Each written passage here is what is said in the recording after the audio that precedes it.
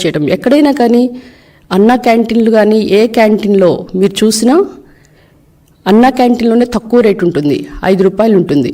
అదే మీరు బయట హోటల్లో తింటే దాని భోజనం ఎంత ఖర్చు ఉంటుంది, 120 రూపాయలు పైనే ఉంటుంది. దానికి బొత్స సత్యనారాయణ గారు ఏమన్నారు, మనకి ఆదాయం లేని వనరులు మనకు అవసరం లేదంటాడు. అంటే ఏంటి, పేదలకి పట్టడన్నం పెట్టడమే పాపమా?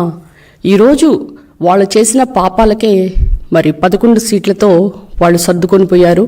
ప్రజలందరూ కూడా ఈ యొక్క ప్రభుత్వాన్ని, వైసీపీ ప్రభుత్వానికి 151 ఎమ్మెల్యే టికెట్లకు గాను 5 కొట్టేసి 11 మాత్రమే వాళ్ళకి దక్కిన చేశారు.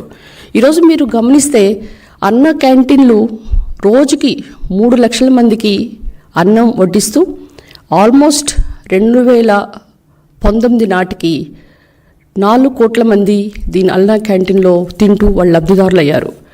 ఇక మనం గమనిద్దాం ఈ మధ్య వచ్చిన వరదల గురించి.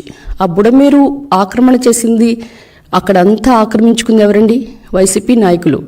దాని ద్వారా ఓవర్ఫ్లో అయ్యి ఫ్లడ్ వైజాగ్ మాత్రం ఎట్లా హుదూద్లో మునిగిపోయినప్పుడు చంద్రబాబు నాయుడు గారు బస్సులో ఉండి ఎలాగా మరి దాన్ని నార్మలైజ్ చేశారో, అదే మాదిరిగా విజయవాడ వరద వచ్చినప్పుడు ఆయన కలెక్టరేట్లో 10 రోజులుండి 10 రోజుల్లోనే విజయవాడని నార్మలైజ్ చేశారు.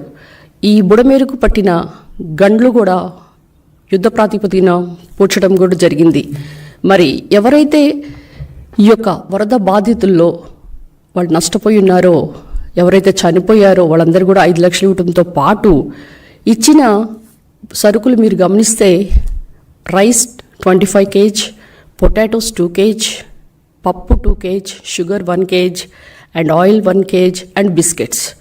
మీరు మరి ఆదివాసీ ప్రాంతంలో గోదావరి వరదలు వచ్చినప్పుడు మీరేమిచ్చారో ఒకసారి గుర్తు చేసుకోండి. వైసీపీ నాయకులు మీరు ఇచ్చింది 5 కేజీల రైస్, 4 టొమాటోలు, 4 పొటాటోస్, కొన్ని బిస్కెట్ ప్యాకెట్స్. దీనికే చాలా ఆర్భాటం చేశారు.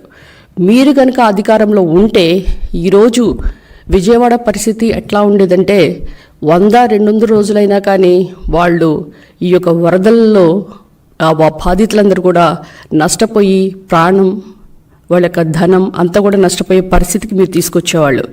ఏదైనా కానీ చంద్రబాబు నాయుడు గారు రావటం మనం చేసుకున్న అదృష్టంగా నేను భావిస్తున్నా. ఇక మీరు అమరావతిని ఏమన్నారండి బొత్స సత్యనారాయణ గారు?